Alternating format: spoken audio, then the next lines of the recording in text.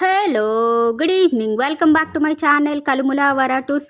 ఇప్పుడు మనకి వందే భారత్ ట్రైన్‌లో పెద్ద అప్డేట్ వచ్చిందనమాట. అదేంటంటే వందే భారత్ ట్రైన్‌లో మనం ట్రావెల్ చేయాలనుకుంటే జస్ట్ 15 మినిట్స్ ముందు కూడా మనము వందే భారత్ ట్రైన్‌లో మనం టికెట్స్ బుక్ చేసుకోవచ్చనమాట. కాకపోతే మనకు సౌత్ ఇండియాలో జస్ట్ 8 ట్రైన్స్‌కి మాత్రమే ఈ ఫెసిలిటీ ఉందనమాట. అదేంటంటే ఫస్ట్ మనకు మేజర్‌గా Vijayawada to Chennai central travel చేసే ట్రైన్ ఒకటి, Chennai Egmore to Nagercoil, Mangaluru to Madgaon and మనకి Madurai to Bengaluru Cantt, Coimbatore to Bengaluru and మనకి మంగళూరు టు తిరువనంతపురం కూడా ఉందన్నమాట.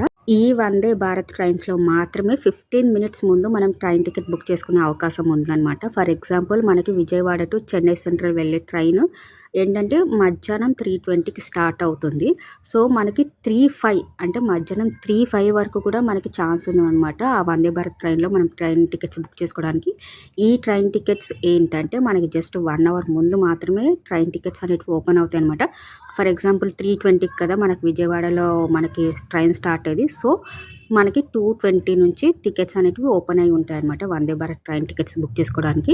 ఇది ఐఆర్సిటీ యాప్లో కానీ వెబ్సైట్లో కానీ మనము కరెంట్ బుకింగ్ అయినా లేకపోతే బుక్ నవ్ అనే ఆప్షన్తో అయినా మనము బుక్ చేసుకోవచ్చు అనమాట.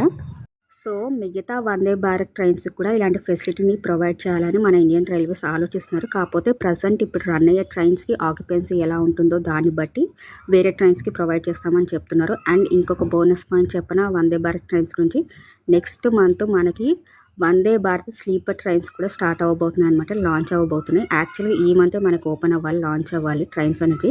కాకపోతే టెక్నికల్ రీజన్స్ వల్ల మనకి డిలే అయ్యిందనమాట. సో నెక్స్ట్ మంత్ నుంచి మనం హ్యాపీగా స్లీపర్ వందే భారత్ ట్రైన్స్లో కూడా మనము హ్యాపీగా జర్నీని ఎంజాయ్ చేయొచ్చు. సో ఇలాంటి ఇంట్రెస్టింగ్ ట్రావెల్ కంటెంట్ కోసం నా ఛానల్ని సబ్స్క్రైబ్ చేసుకోండి. Bye, thank you.